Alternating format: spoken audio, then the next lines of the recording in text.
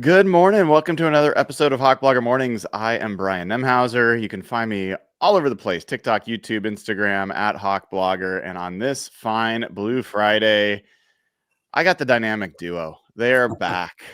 Dave Boling and Mike Sando together again. Anytime we can make this happen, it's a good thing. Dave, how are you doing, man? I'm doing great. This is nice. I get to chat with Mike. He's such a busy man, that I don't often get the. Right there in the mantle, buddy. Right there in the mantle. I got mine too. You guys should have matching PJs. Like, come on. We're what was it, Step Brothers or? Yeah. Well, and Dave, since the last time I saw you, we kind of switched facial hair. I mean, you've got the goatee. I went for the mustache. I was actually like, can I manage the Dave Boling? Like, I don't know, but Mariners. And this is a full beard for me. So. That's right. Well, I was going to say you look like Ned Flanders, but I wouldn't be. Yeah, that's right. Wouldn't make that kind of. I've been compared to many things. So Mike, I don't know if you've seen this picture though. Do you know who this is? Wow, that's outstanding. Yeah, that Dave, from Bloom High School. Do you know who that is? Yeah, that was my sophomore year, probably just in training camp. I just kind of healed up from a broken nose and got 6 stitches in my chin. Somebody kicked me. So that's Louisville? That's a Louisville picture? Yeah. I was only 18 when it started the sophomore year, so. And it wasn't Sando that kicked you. We just want to make no. I know better than that. So we've got a ton to cover, guys. I want to talk about the game last night. I want to talk about the game coming up this weekend. I want to talk about your impressions so far through 4 games for the Seahawks in general. But before we do that, these 2 expansion franchises, 1976 babies wearing their 70s uniforms. Dave, I got to start with you on this. What's your connection to that era of the? Well, I'll tell you, I was very flattered when John Nordstrom, who was initial general partner of the first ownership group, who brought the team to Seattle, asked me to ghostwrite his memoir. This was 5 or 6 years ago. Great guy, wonderful experience, got to be really good friends, admire him to a great extent. And I got to, in the book that we finished with, is not a commercial product. And I tried to say, hey, there's so much good stuff in here. People will buy this. It's really got great history of the Seahawks franchise, particularly. And he said he wanted to do it just for the company and for his family, to tell his story. And all his predecessors had done that, all the way back to John W. had done a memoir. And one of the things he really let me in on how they got the franchise. And fascinating stories. Like they tried to hire Bill Walsh as the first head coach. He was a coordinator for Paul Brown with the Bengals, and Lloyd was the first guy who was handling. No, it was his dad Elmer who was handling it at the time. And he went back and talked to Paul Brown. Paul Brown said, Bill Walsh is a bad drunk. I wouldn't stick him on you. That's the worst thing you could do. Yeah, he knows his football, but he's a bad drunk. I can't count on him. All lies.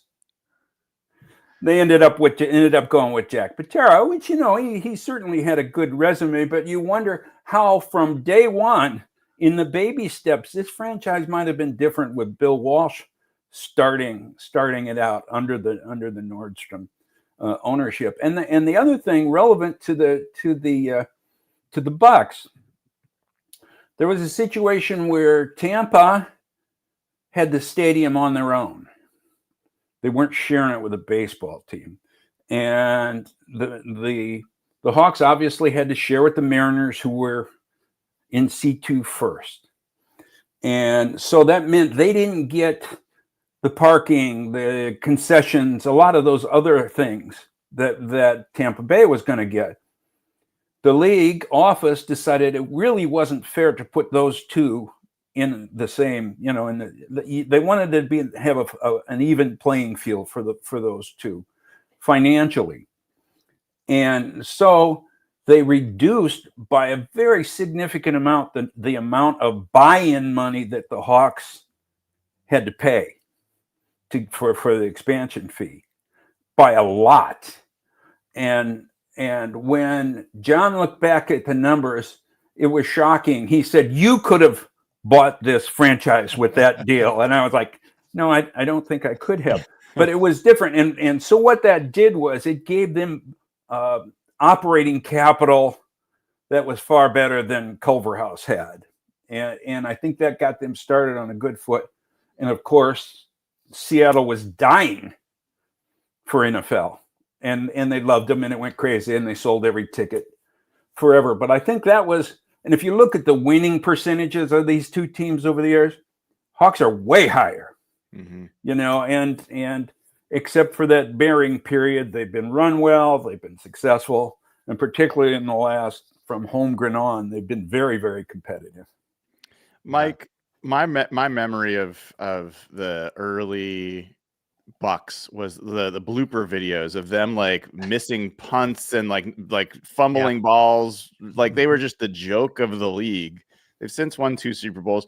What's kind of your memory of these two franchises and how they've grown?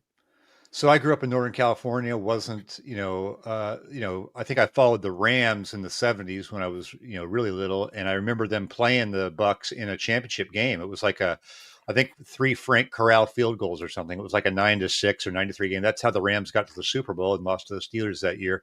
But for the most part, yes, the Bucs were just kind of a laughingstock. You didn't take them seriously. They were in those blooper videos, like you said. And Seattle, to me, was a team I was much, much more familiar with because living in that market in Northern California, we used to get all the Raider games and AFC West. NBC was always like Dick Enberg and Merlin Olsen, and those guys with Elway's Broncos or Chuck Knox's Seahawks or, the Raiders with Tom Flores and Howie Long and all those guys. And so that's what I really probably watched more than anything growing up was the AFC West. We just got those games, and I kind of, gravitated to following the Raiders more in the early 80s and through the 80s. And so I watched all those games and had a great familiarity with the AFC West, much more than the Bucs. To me, were just kind of a faraway afterthought type of a team that you didn't really see that much. Yeah, it's fun. I've been listening to some of the Bucs coverage, and the amount of Bucs fans that actually hate the uniforms that they're going to wear this weekend is remarkable. I was talking to Brianna Dix, who works for the Bucs as well, because it brings back really traumatic memories for Bucs fans. They don't want to. They want to expunge history, like erase history of what the Bucs used to be, and they just want to remember. But there's no question this is going to be the best looking game played probably all season between the throwback Seahawks unis and the throwback Bucs creamsicles. But Mike, last night there was this game, fast forwarding to the future.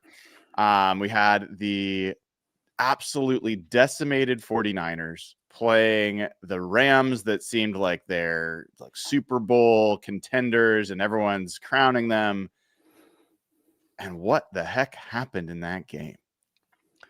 It's what we love about sports, and I did a couple of radio shows yesterday where they asked about it. And I said, look, I think the Rams are going to win, but just beware the dogfight. The divisional teams, it might be ugly. We see this type of thing happen. And the game, is the game of football is about emotion. It is. Now you have to have a certain amount of talent, but that 49er team earned that win. I think they were a team on a mission. And I was watching it with my son at the end of the game. And when the Rams were driving deep, I actually said, there's going to be some kind of a turnover or something. This is the 49ers game. They're not losing this. And I almost felt invested in almost hoping for them they could win it because it was just so cool to be an 8.5 point underdog. You're playing with your backup quarterback. You've lost Joey Bosa. None of your receivers are playing. And you're playing the Rams, who are good. And it was just such a cool thing to me. It's really what I love about sports is that you can rally a group of people together and accomplish something greater than yourself. I just really enjoyed the game for that standpoint. I mean, Dave, I don't know if you watched the game last night, but just a little bit. I'm not a 49ers fan at all. I very much dislike the 49ers. I don't have to pretend to be objective. I'm a fan of the Seahawks, but I had a ton of respect for how they came into that game with everything against them. And they played a gritty game. They put their entire soul into that game. And that's one of the things that you don't get to see all the time, or people question whether in the pros, they don't have that college sort of rivalry type thing. And this did. And I like in like college basketball, they've got a kind of an old axiom that may or may not hold true, is that any game inside of 4 points was decided by the coach. And I always said, well, what if the other team was 8 points better and getting to 4 was a great job. But I think there's something to that. And I think in a game like that is a dogfight, it comes down to somebody made a mistake or somebody wasn't prepared at one time or 2 times in a game, that one team is better prepared. You look at the loss to the Niners in the openers for the Seahawks. They had it to win. They should have won that game. They needed to learn how to win that game. And I think that was a product of the win over the Cardinals may have been the lessons learned losing late to the 49ers. And so I think when I came away from that, I just had, I guess, a heightened respect for the 49ers staff. And boy, those guys are into it. Those assistants, every one of them's on the field half the game, running Sala, out. Sala especially, and that can get to be old or tiresome. But when you really need it, you can draw your energy from a coach. A coach can either give you energy or steal from you. A staff can do the same thing. Players on the sideline can do the same thing. When you come away and win a game like the Niners did, I think that really says a lot for them. Well, it turns out, I was just looking this up, and Niners were 9-point underdogs, at least by Pro Football References, I think. This was the first time. First of all, they had been a 9-point underdog since 2020. And the first time they had won as 9-point underdogs since 2011 against the Eagles. There had been 18 straight losses in that scenario. And Mike, you wrote an article about moving on from winning quarterbacks and whether the Seahawks have managed to do it again. Well, I want to talk about that in just a second, but Mac Jones, I mean, this was a first-round pick. He's been through a couple teams. He's been kicked to the curb. The story was Kyle Shanahan always wanted to draft him. Now it was kind of doubly sweet for probably Kyle Shanahan to be like, I told you, and I told you again.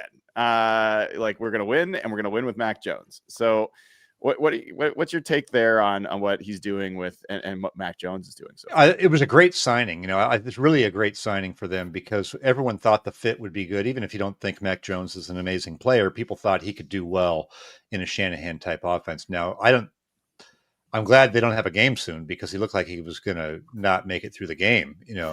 That's a whole nother story where he's at physically. But I think that having a backup that you can plug in and win with is such a rarity and a luxury. We see so many of these teams go to the backup and Miami suddenly can't get a first down, last year or whatever. So I love their ability to get that because Purdy hasn't shown he hasn't shown durability over time. He's kind of a smaller guy. He runs around. He take some hits. I don't think he can hold up as well as some of the bigger bodied guys. So I love the signing. Not surprised that they can function with him because we've seen Kyle Shanahan with a number of quarterbacks have good games. Nick Mullins has had a couple of good games, guys like that are clear, maybe more number 3s. So great signing by them. And I still think that through attrition that they're in a tough spot. Like, I don't know that they're going to be able to do this over the whole year, they could lose McCaffrey at some point easily, just based on his past. But man, they banked some wins here that they probably shouldn't have had, partly because they had Mac Jones on the roster now a couple of times, and they almost beat Jacksonville with like 4 turnovers. So Yeah. I kind of, for all their injuries, I like where they're at. Like, this is 3-0 in the division. Yeah. 3-0 in the division. That's gonna matter. And before I get back to you, Dave, so on this topic of the quarterbacks, Mike, since you wrote about it, you talked about, did the Seahawks manage to move on from a winning quarterback again, talking about what's going on with Geno Smith. You also talked about it's too early to question the Vikings QB decision, but take a look at Sam Darnold. What are some of your observations there? So knowing when to move on from a quarterback and trusting your evaluation is very it's rarer than you think. I mean, most people have somebody who's had some kind of success, and they're so afraid of the alternative being worse that they just kind of stay the course with somebody. And I think it takes real guts to move on from somebody. Now, that being said, I think Russell Wilson was kind of playing his way out of town anyway for other reasons. And Geno Smith was too. I mean, Geno Smith wasn't happy. So I think both those quarterbacks were no longer happy in Seattle, but some of that was Seattle's evaluation of them. What Seattle thought they actually were was different from what those quarterbacks thought they were. And I think Seattle was right with Russell Wilson for sure. And probably with Geno Smith at his age, going into a situation with the Raiders, which, is probably not as good as the situation in Seattle, but it's maybe similar to what Seattle had last year, where the offensive line wasn't very good. And it was a new scheme, just like Geno's doing this year. So to me, this looks like 2 for 2. And I think Sam Darnold has real ability to be a long-term starter for them, more so than Geno did when he took over for Russell Wilson. Dave, we haven't had a chance to talk to you since the early in the season. We now Seahawks are 3-1 after losing that first game. I want to talk about Darnold. Hold on. Tell us what your thoughts are. Hey, the moves that Mike talked about are very political, and they're emotional, and you think about the fan base, and it's hard inside the building to make some of those decisions. I remember John Schneider saying, when they let Hasselbeck go, his son came up and punched him in the gut.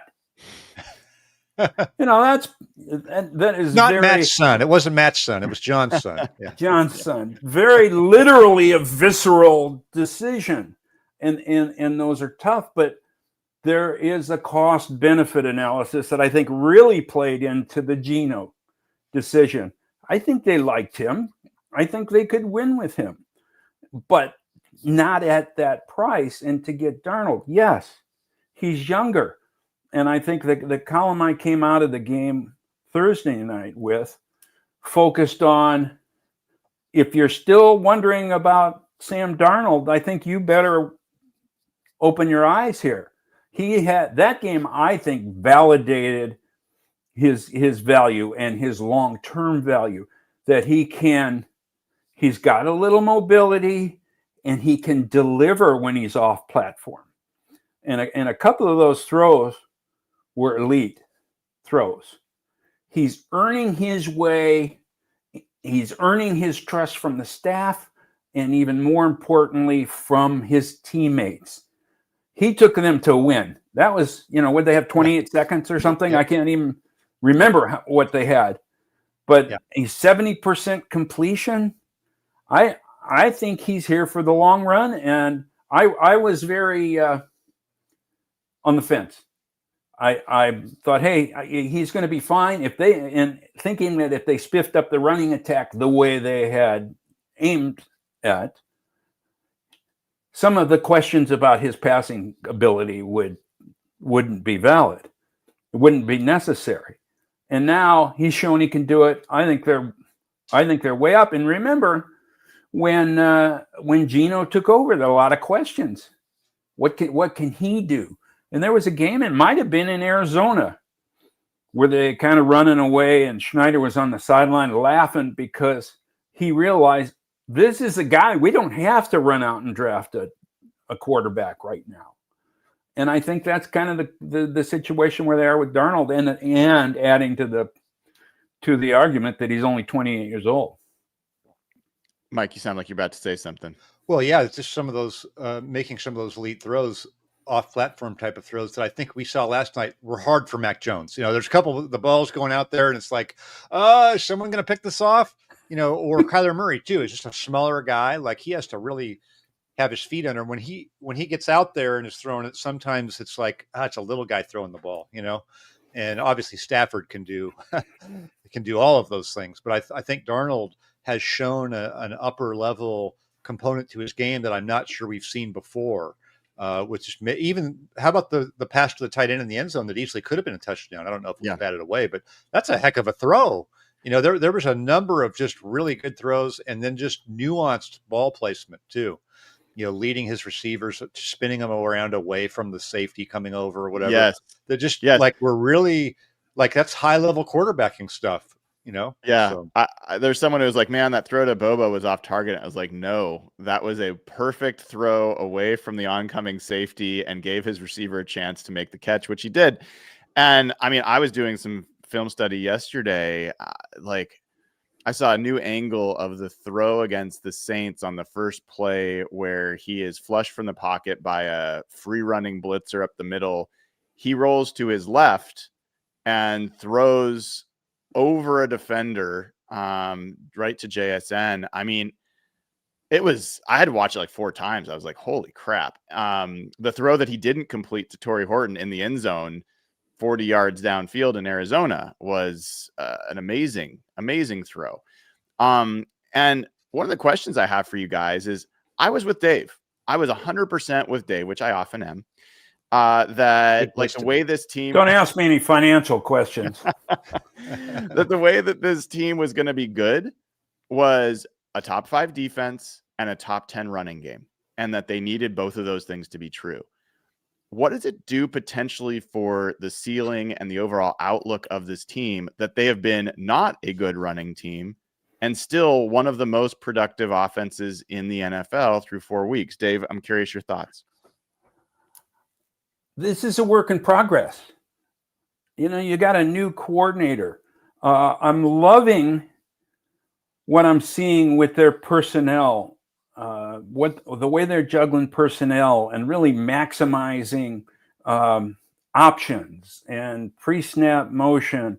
I think they're making it a lot harder on defenses to know what they're going to do and know how to defend them. The use of the tight ends, I think, has been real interesting. And then you see Arroyo, who we just fell in love with during training camp with his physical ability. You see him catch 2 for like 50 yards or something, showing you what he can add to this offense. And as he does that, another thing you're seeing is the line that's figuring it out.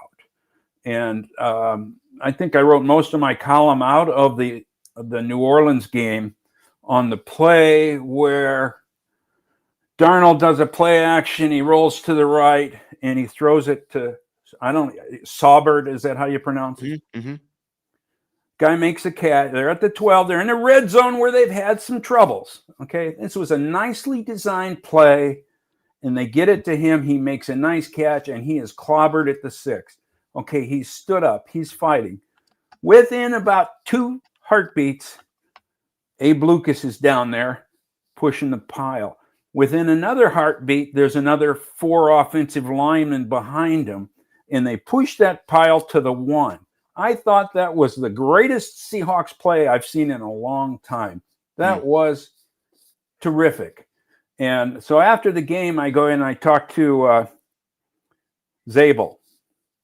I ask him about that play, and is this indicative of the new Seahawk mindset?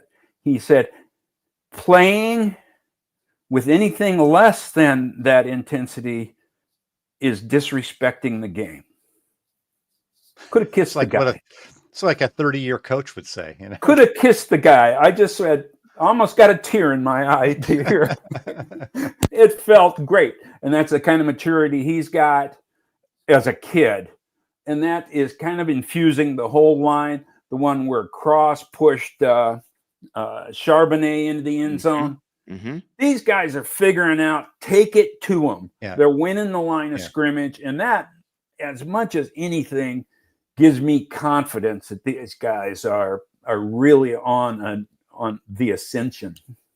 So you think the run game? Now they had 150 yards or something on Arizona, so on paper that was really good. It didn't necessarily feel that way the whole game to me, but so do you feel like maybe the run game and the production of the run game is maybe the last piece to kind of click in here through continuity? I really do. Losing Oots, I think, what is kind of an issue, but that just means we got to figure out more ways. And Walker, and he's had some beautiful runs. And he's averaging 4.2, which they can win with that. But I still think they're finding the way to mesh it all right now. Well, the untold story, I think, nationally still is that the Seahawks are playing with large personnel groups. You talked about the 2 tight ends with the fullback at times when they had him. And what that's doing is it's causing defenses to have an extra linebacker or bring a safety down because they have big personnel. And that's having 2 very clear effects. One, the Seahawks are not running well against against 8+ guys in the box. Yep. But they're the most explosive passing offense in the NFL because they are able to isolate JSN, whoever else they want in those looks. And there's actually been an increase over the last 4 years in 12 personnel, partially because of how cycles go in football. The lighter linebackers, the additional safeties, they're trying to get light in the back end. A lot of 11 personnel, 3 receivers on offense. Now you're starting to see offenses kind of go and see if they can exploit and get that weak linebacker on the field. So I think the interesting thing will be, do teams start to try to take away the pass? And will that then open up the run? It's kind of the Bill Walsh, to bring back to Bill Walsh, kind of the opposite way. So I think that's going to be an interesting one. Mike, I know we only got you for a couple more minutes. How do you kind of see this NFC West and this upcoming game, the Seahawks against the Bucs? Yeah. What's the significance of this game for the Seahawks? Well, I think the Bucs are super injured, but this is a easy 50-50 game to me. They could easily lose the game, and then we're talking about, okay, what are they really? That could totally happen this week. I think there are a bunch of gamers there. I think Mayfield's a gamer. I think they know how to kind of pull some things out, of their back pocket sometimes when it doesn't look good. So I think that's going to be I think it could be a real scrap type of a game and a great one to get the win in. They got to start winning at home. I think this is one that you got an injured team coming all the way across the country. You got to win the game, but I'm not 100% sure they will. I think Tampa's a dangerous opponent. Probably has played in some bigger games, with their team. They've been winning divisions and been in the playoffs and that sort of a thing. So I think it's a tough but a good matchup for them. As far as the West, I do probably feel, even though the 49ers are 4-1 with their attrition, I kind of in my mind feel like it's probably the Rams until the Seahawks prove they can beat them. Mm-hmm. And then I feel like Seattle's probably the next team. Now they lost to the 49ers and, so it's hard to make that case empirically. I just feel a little bit better about them and where they're at. Certainly with their quarterback health and just their health in general. So I'd probably go Seattle with the 49ers, and then Arizona. I think there's a little bit of a gap with them. But I think we're seeing that any of those 3 teams between the Rams, the 49ers, and the Seahawks could probably win or lose about any game. They're not perfect teams. They're not super strong, but there's real capabilities with them. Dave, do you want to tell any funny story about Mike before we let him off the hook? Do you want to embarrass Mike before we let him go? Oh, there's just too many. Too many. There's just too many. Would be appropriate this week? All right, we'll let Mike go. Dave, could you stick around for a couple more minutes? Sure. All right, Mike. Appreciate it, guys. We'll check out your Pick 6 column, and good luck today. Let's get to dinner. I know we tried to go to dinner. And the bridge was so backed up we had to bail on it. So it was good. We got to do that again. Kim's out of town right now, so we'll do it when she gets back. All right, Mike Sando of The Athletic. Thank you for joining as always. Dave, what's your take on the state of this Seahawks team and your expectations? I'm a big Mike McDonald guy. Okay, tell us why. I was a blank slate. I was ready to see. I think some of the previous times they've changed coaches, I've been a little dubious. I didn't know whether Pete Carroll was going to work out. Mm-hmm. It was so foreign to what was the NFL ethos, the relationship between coaches and players. And it took a little while before I really was, this guy is the real deal. And he is, and over the years, just the respect grew. When Holmgren came in, you go, okay, hey, he's the gold standard at that time, you know. And this guy was kind of wide open. You certainly had to love what he accomplished with the Ravens, but then they had some different guys too, you know. But I think the question I had was, what is he going to do with the mindset of the team? Can he lift this team? What are his expectations? He's a young guy. He's not older than, you know, some of the players, barely. And I think he's really shown he knows what he's doing. He has managed the mindset. It seems like he works in concert with Schneider well. And I think I really like the looks of that defense. And I did last year. When things weren't going well, they pulled the plug on some people and they made some changes. And at the end of the season, it was pretty obvious they needed to run the ball. They needed to be way more physical in a lot of places. And it seems he was pinpoint. He was right on what they needed to do. And it looked like the draft picks were terrific. And what I felt we're seeing in the last couple of games is Mike Macdonald's vision is coming into focus. We're seeing exactly what it is.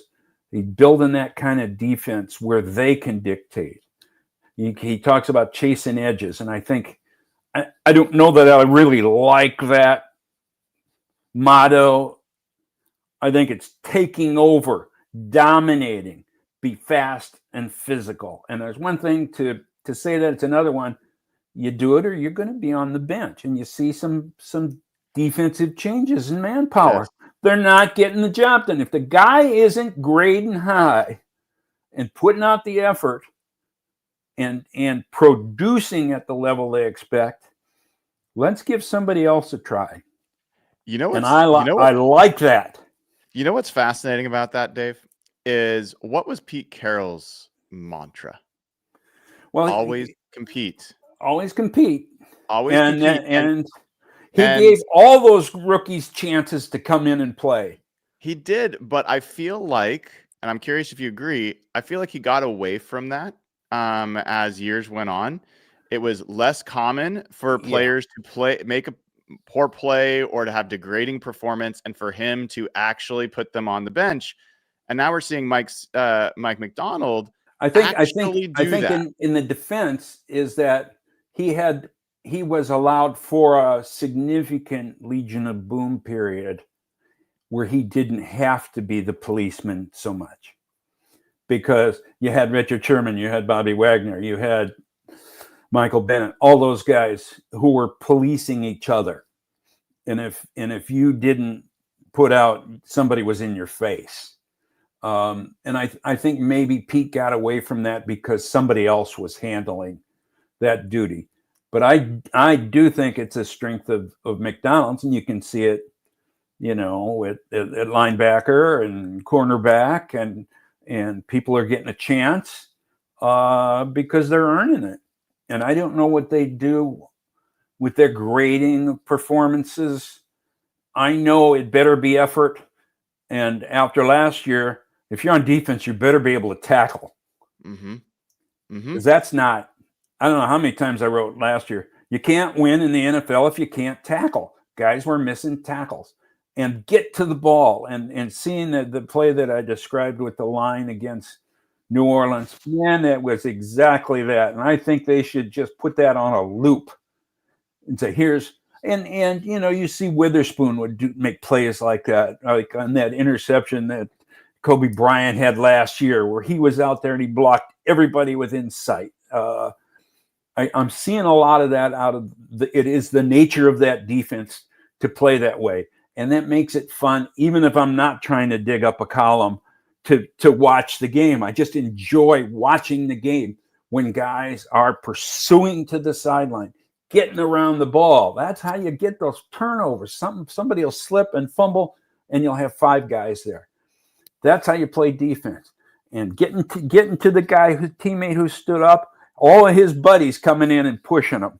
That's fun to watch, and I think that's also what makes a winning team.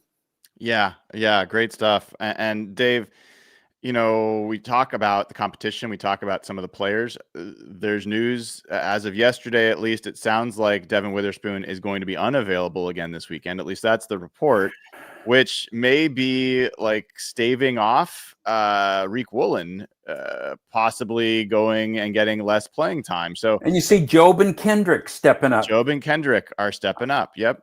I had questions about Kendrick. I didn't know. You go out and make plays. You make plays by hustling. You make plays by hitting. And that's what gets you time. You get, like McDonald said about Drake Thomas. He's been doing good things, and now they're paying off with making plays. It's one thing to get to your right gap. You got to slobber knock a guy when you get there. You got to deliver, and that's what you're seeing. And there are steps in that process too. So last year, this team would go through some moments, whether they got to 3-0 to start the season, or later in the year once they had gotten the defense kind of figured out and they had won a few games, and then they'd run in and they'd play a legitimate playoff team and they would lose. Often they'd lose badly. This game feels a little bit like the next opportunity for them to prove that they belong in the good team club. What's your confidence that they're going to show up and earn that this weekend? I think you get those 50-50 games. Yeah. We're a good team. If there's 5 or 6 of them, which when I looked at the schedule initially, I thought there were going to be 5 or 6 games that could go either way. And this is certainly one of those. Who wins those games? The guys that create turnovers, make the big plays, and I think have the best defense. The Hawks have got 7 interceptions already. Murphy and Big Cat have 5 sacks between them, a fourth of the season. Those 2 guys are on double-digit sack pace for interior linemen. 2 guys. So you get what's that? I don't know. Is it my birthday? Oh, that's amazing. I think that's something that's really you need to get. We get a little more of the edge, like Nuosa in the Cardinal game. Mm-hmm. Man, him coming back.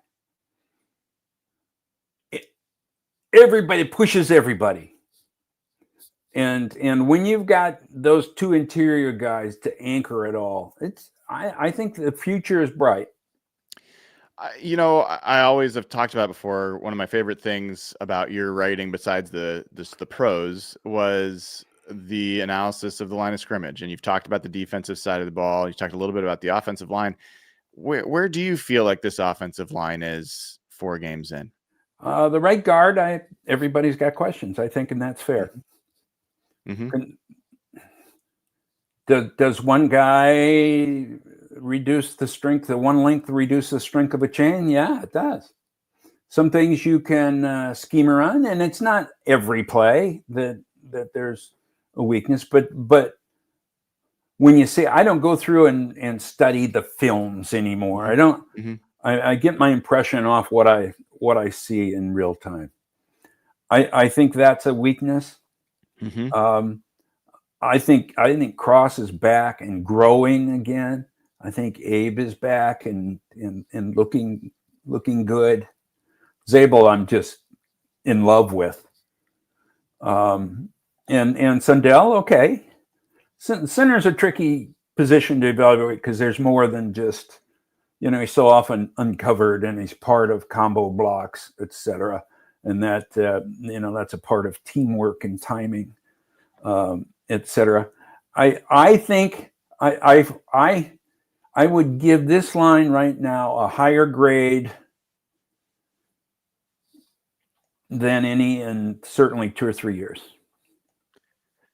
All right, I got to play something for you. And the coach is really good. It's obvious the coach is really good. Let me play something for you. I'm going to try to find the right spot in this audio. This was Leonard Williams yesterday talking about Gray Zabel. Then I'll let you go for the day. So this was Leonard Williams yesterday. I had asked him about, that's not Leonard Williams. That's Leonard Williams. You really didn't want that guy on your team. I asked him about Gray Zabel and whether Gray Zabel still asks him for advice on the field. And I'm going to try to find that audio. Murphy, how can I teach them? I think it's right.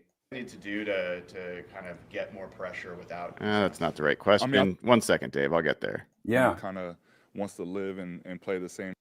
And this guy, again, is a real key to that whole defense. Getting pressures, they're getting in the face. He is amazing. He's having and stuff like that. He. Okay, I think this is it. From him. Yeah, those conversations for sure continued. He even came up to me right before one-on-ones yesterday, and he was like, "Hey, can you pay attention to my reps and let me know what you're seeing and stuff like that?" And to me, that's the one thing I like about him so much as a rookie, as a first rounder, especially. I think sometimes you see first rounders sometimes come in and they feel like they know it all because they've been drafted high and they've been successful in college and things like that. And Gray came in just like a open sheet, just wanted to learn as much as possible. He's humble enough to know that he has some room to grow and stuff like that, and he's eager to do it. So, Dave, that kind of jumped out to me. Is that pretty rare, right?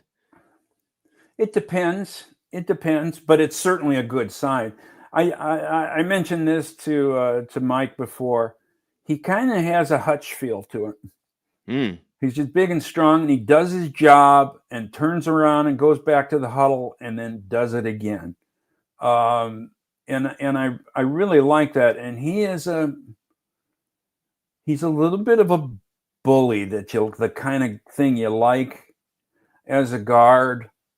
I think that really shows he's a guy who wants to get better. And his attitude, I think, as a columnist, you're trying to look for deeper things, and you always probably over analogize and some things. But a story I heard about Zabel was before the rookie minicamp. There was a certain amount of time when you could come in. It was codified by the league, the timetable. They can't be there too long or whatever, or maybe it may be part of the CBA or so, whatever. And so they were going to bring him in, and there was something about the flights, and they said, just come on in. You can come in a day early and just hang around and just enjoy yourself. And he said, no, I've still got work I got to finish at the farm. And I thought, okay, Sam, first out of college, I got a chance to go to Seattle. They're going to take me out, put me up. I could, be having a good time. He's got rocks to pick out of that field.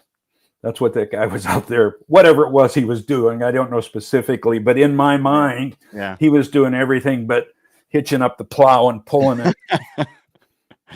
But that's kind of that. You want that guy. Historically, it's been the big guys from the Midwestern cities who've been great linemen, and they're used to,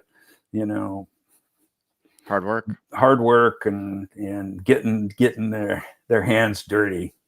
All right, Dave, I'm gonna let you go. You're gonna be there this Sunday in the madness between the Seahawks and the Mariners. Good luck. And the 50th thing, I'm looking for. I do a Legends interview before all the home games and whatever that lounge is up in the club area, and got Rufus Porter as the guest this week, and I'm really looking forward to this because he was one of the great unsung guys who was a terrific find, who was one of the maybe top 2 high energy players I've ever seen along with Chad Brown, were a guy who took such joy in being physical and running and tackling and playing every down. It looked like they practice every day, all day, every day if they had the chance. And to add to that, he's a Southern gentleman who has a great sense of humor and a wonderful perspective. So I kind of like this idea of the 50th. There's, a lot of the fans, I assume there's still some fans from my vintage and even older that can still really look forward to seeing some of these guys come back. I'll tell you what, Dave, Rufus Porter was my first favorite player. Well, you know what? You've got good taste. Teamer, became a great pass rusher. God, he was a terror off the edge. How many Pro Bowls? 2, 3?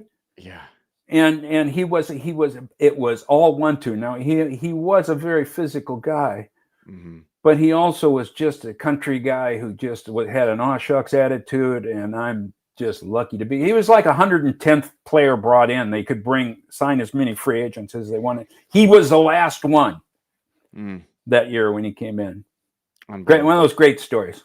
Love it. Dave Boling, always appreciate you. Have a great weekend. We'll see you again soon. Take care. All right. That was Dave Boling. What a treat. What a treat getting to talk to Mike Sando and Dave Boling. We talk to Mike every week, and we get as many chances as we can with Dave Boling. And there's a lot going on for this game. And let me catch you up. If you haven't got all the latest injury news, I'll give you that in a second. Before I do, make sure you've taken a chance to, first of all, go to simplyseattle.com, use code HawkBlogger15, get 15% off the best Seattle sports gear you're going to get. I'm actually wearing a coat I got, like a sweatshirt from them. This is amazing. Love it. You go to simplyseattle.com, you get your Mariners gear, your Seahawks gear, Storm gear, Huskies gear, whatever it is that's Seattle sports related. You can get it there. Use HawkBlogger15 to get 15% off. And if you haven't already downloaded the Sleeper app, now is a great time to do it. Picks from last night, Tutu Atwell going over like 16 yards. What a hit.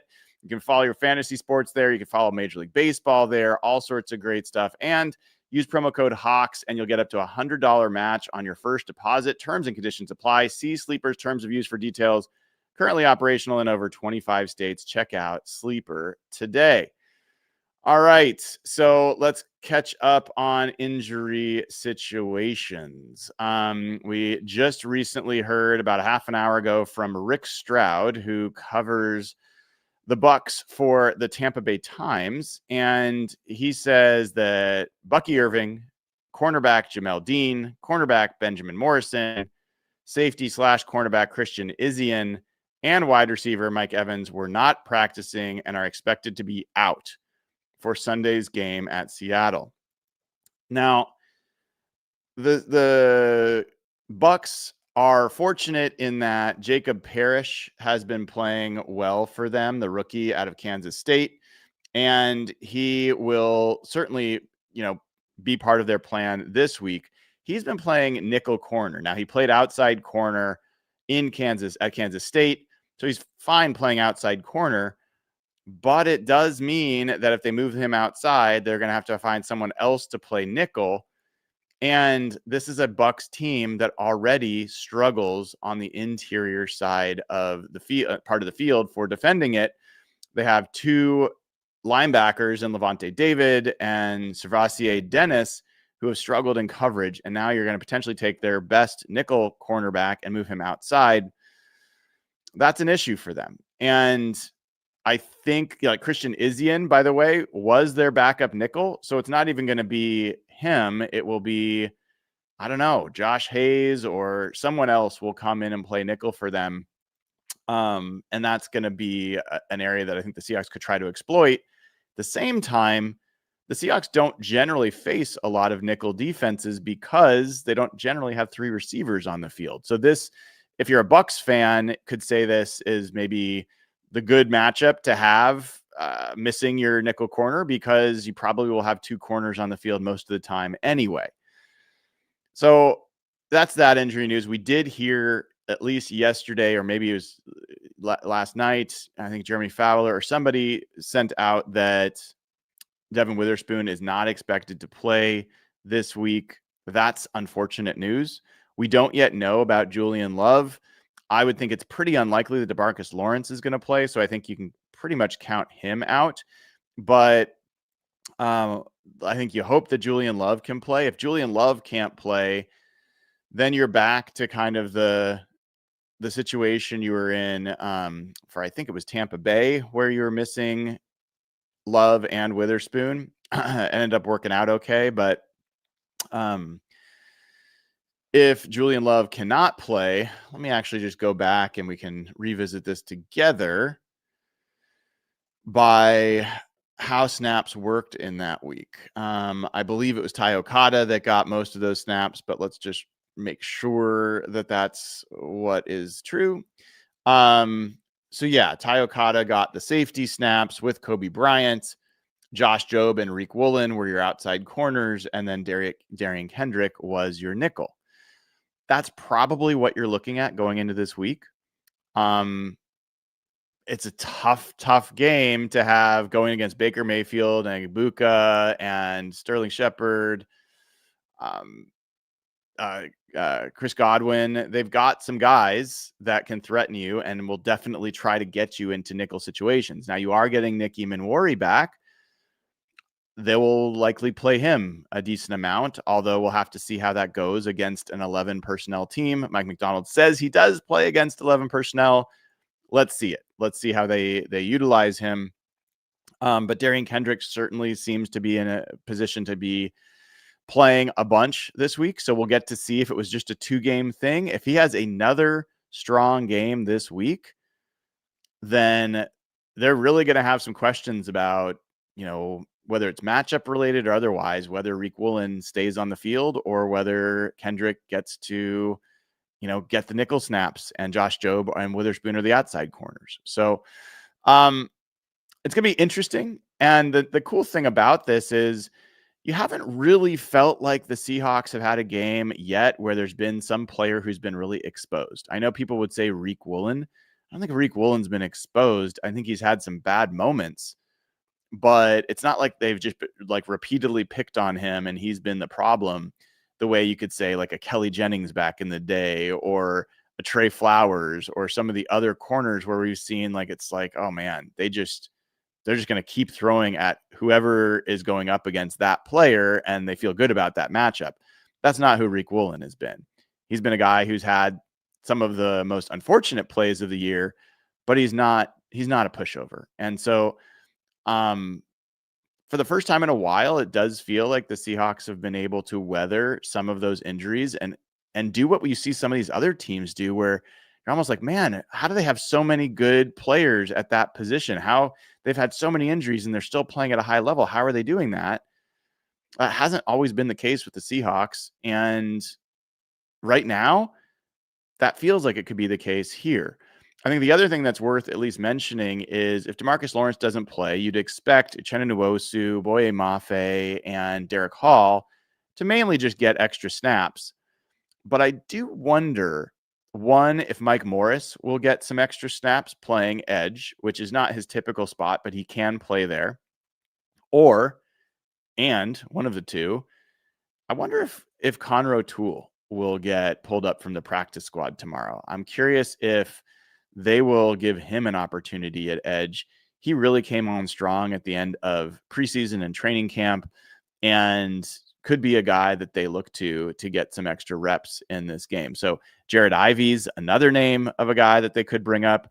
Jared Ivey has been in training camp, had practiced a fair amount at kind of the same position that DeMarcus Lawrence had, kind of the big end. So that might be a logical addition if they're looking to have someone who's maybe a bigger, stronger run defender. If they're looking at somebody who is more of an edge rusher, a pass rusher, then I think that they'd look at Conroe Toole. So I'm excited about both of those guys. I'd be interested to see them play. And the right side of the Tampa Bay offensive line is in bad shape. So, this is a chance to maybe see if one of those edge guys can make an impact. So it's going to get the injury report from the Seahawks later today. We'll learn a little bit more. As far as that, touching back on the Rams 49ers game, obviously getting a tie would have been nice for the Seahawks, but any outcome was, I think, okay in this one. There's pros and cons to each. I generally kind of thought the Rams winning was maybe a little bit better because the Seahawks still have 2 games left against the Rams.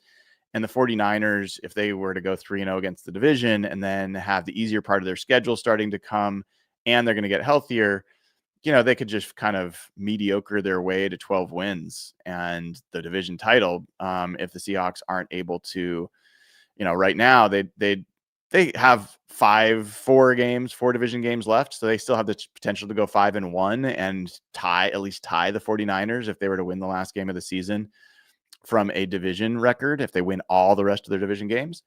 But that's a little bit of a tougher road. With the Rams, you have 2 games left. You have a potential to sweep those games. You could have had the tiebreaker against them. You can't have the head-to-head tiebreaker against the 49ers at this point. At the same time, I'll just say it. I don't think the 49ers are a team that has a super high ceiling. I think they're playing a very gritty brand of football. I think they're being very well coached, especially on defense. And they can beat most teams. I don't think they have a true contender level that they can reach where they're just a dominant team. I still think the Rams have more of that on their roster than the 49ers do. At the same time, if you look at what the Rams have done this year, it's just not that impressive. They barely beat a 1-3 Texans team by 5 points. The Texans were actually driving for the win when Nate Landman was able to force a fumble in the red zone. It's pretty fortunate. And then they were only up by 4 points after 3 quarters against the winless Titans, the worst team in football. They're barely able to win that game. And then you lose to the Eagles, which is not anything to be ashamed of. A lot of teams lose to the Eagles, but fine. They did blow a big lead and got a little bit exposed in the secondary. And then the Colts 100% should have won that game. I mean, Adonai Mitchell just handed them that game with the turnover and then the penalty. And then they lose this game. So it's not hard to look at the Rams and be like, well, what's their most impressive victory? I guess it's against the Colts, but that really wasn't that impressive. And then you could honestly say they should be 1-4. I think it's totally plausible that they could be 1-4. You could also look at it and say that it took 2 blocked field goals for the Eagles to win. They could be 4-1. So I guess I look at that Rams team. I still think they are very dangerous, but I haven't had a chance to do this yet, and I'll do it now. I'm kind of curious where they fit now in terms of defense, because they gave up 400 yards of offense yesterday, and they had been one of the top defenses. As far as points allowed, they dropped down to 13th.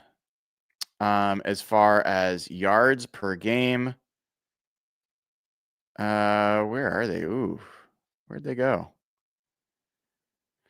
The Rams are still 12th, so that's not too bad. Yards per play, Rams are still 9th, but that did knock them down a peg last night, for sure. So division's wide open. I think the NFC is wide open. Seahawks have this game this weekend against the Bucs. Huge, huge opportunity for them. They passed kind of their first test on national TV Thursday night in Arizona. A lot of people are talking about them in a way that they weren't before. You get this win against Tampa Bay, a lot of things open up. And then they go to Jacksonville. Jacksonville is a really tough team, really tough defense on the road. That's going to be a really hard game to win. So I think you really need this game against Tampa Bay in the conference in NFC. And Tampa Bay is going to need this game. This could be a game that ultimately there could be a head-to-head tiebreaker with Tampa Bay for playoff seeding, for home field advantage if they were to meet up in the playoffs. you certainly would want them traveling to Seattle and not going to Tampa Bay for that to happen. So appreciate that. I do think we have a super chat. Let me get to that. The online Gemini says, appreciate all the Seahawks content. Let's get a win Sunday. Go Hawks. Well, appreciate you, man. And thank you. That'll do it for this episode of Hawk Blogger Mornings. Thank you to Dave Boling and Mike Sando, as always. Thanks to all of you for tuning in. Make sure you give the show a like and subscribe. 5-star rating on Apple Podcasts and Spotify would be greatly appreciated. And we will see you all tomorrow morning for Seahawks Saturday with Real Jeff Simmons. Take care. Until then.